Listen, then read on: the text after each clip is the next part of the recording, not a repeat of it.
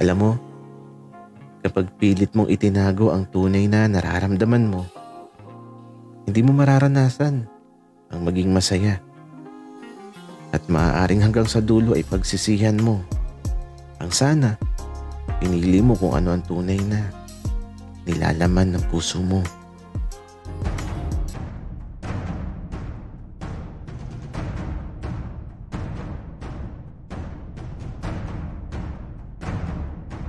Kaibigan, huwag mong kalimutan mag-subscribe sa aming channel at huwag din kalimutan i-click ang notification bell at subscribe button. Subscribe na!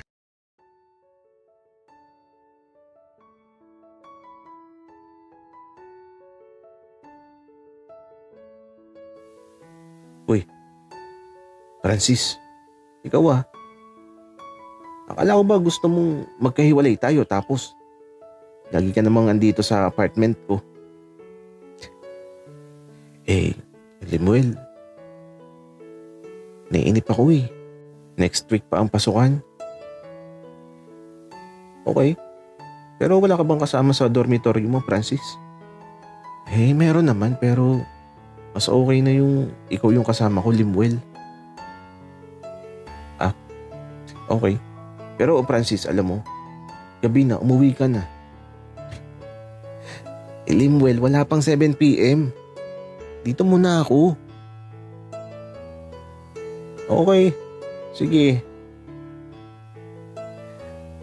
Kaya ito, habang andito ako sa apartment ni Lemuel, naglalaro lang kami ng online games.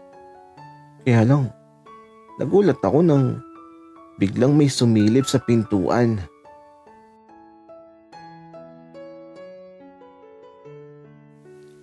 Francis, dito ka lang pala. Buti, nakita kita sa siwang ng pintuan. Tara na, kakain na tayo. Eddie, anong ginagawa mo dito? Hindi mo ba narinig, Francis? Sinusundo na kita kasi kakain na tayo. Okay. Si Lemuel pala, kababata ako sa probinsya. Lemuel, si Eddie pala, kasama ko sa kwarto. Uy, pare, kumusta? Uwi ka ni Lemuel kay Eddie. Okay lang naman. Pasensya na sa abala. Ito kasi si Francis, gabi na. Di pa nauwi. Uwi ka naman ni Eddie. Lemuel. Uuwi na ako. Sige lang, Francis. Sana all sinusundo. Baliw. Uuwi na ako, Lemuel. Diyan ka na. Kaya ito, tumayo na ako at lumabas na ako sa apartment ni Lemuel. At habang naglalakad ako, nakahawak pa sa balikat ko si Eddie.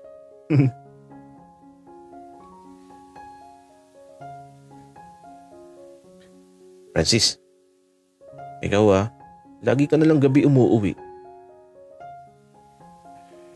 Bakit ba? May problema ba kung gabi ako uwi? At saka sa tapat lang ng dormitory yung pinuntahan ko. Wala namang problema. Pero pinagbilin ka sa akin ng mama mo. Kaya ako na yung magbabantay sa'yo lagi. Hala, seryoso ba? Pero bakit ba nakahubad ka, Eddie? At saka, ang laki naman ng dibdib mo. Gusto mong hawakan, Francis? Gumagalaw yan. Wait nga ni Eddie na pinagalaw ang dibdib niya.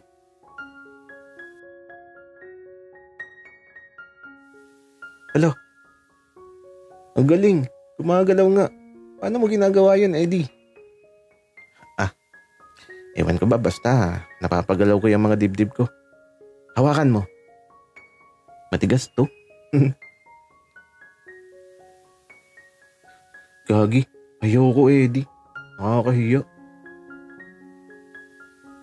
Francis, okay lang. Ano ka ba? Hawakan mo lang naman eh.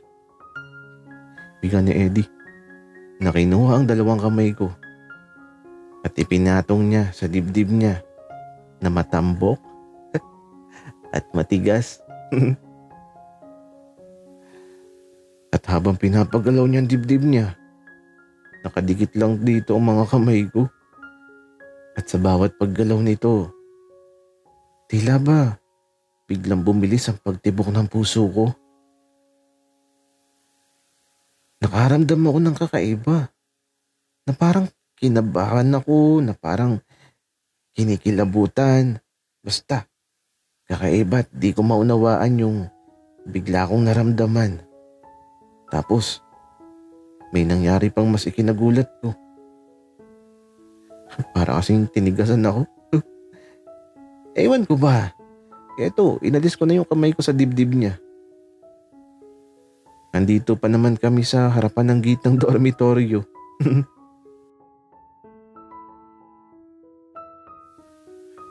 Ayoko na, Eddie. Francis, anong masasabi mo sa dibdib ko? Wala lang. Medyo kakaiba lang sa pakiramdam, Eddie. Ganun ba? Tara na sa loob. Kumain na tayo. Nagugutom na kasi ako. Wika ni Eddie na eto, umakbay sa balikat ko. At sabay na kaming umakyat sa hagdan ng kahoy. Diretso sa kusina ng lumang dormitoryo. Oh, ang tagal nyo. Tara na.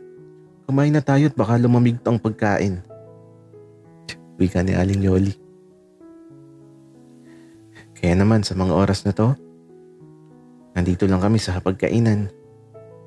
Lechon paksiw ang ulam namin. Parang piyesta eh. At matapos makakain, nauna nang matulog si Aling Yoli. Nagtungo na siya sa silid niya. Kami naman daw ang bahala sa mga hugasin. Eddie, ako na maghuhugas ng mga kinainan. Francis, ako na. Kaya ko naman gawin yun at saka natulog pala ako sa kama mo kanina. Ang bango pala ng kama mo. Ganun ba, Eddie? Si mama kasi nilalagyan niya ng pabango yung mga gamit ko sa kama. Kaya lahat amoy matamis at amoy bulaklak. Kaya pala napakabango, Francis. Sige na, mauna ka na sa kwarto. Ako nang bahala dito, baka kasi di ka sanay sa ganitong trabaho.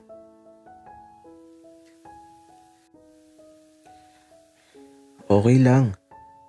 Sanay ako sa ganyan. Ako na dyan. Ikaw ang matulog na. Wika ako.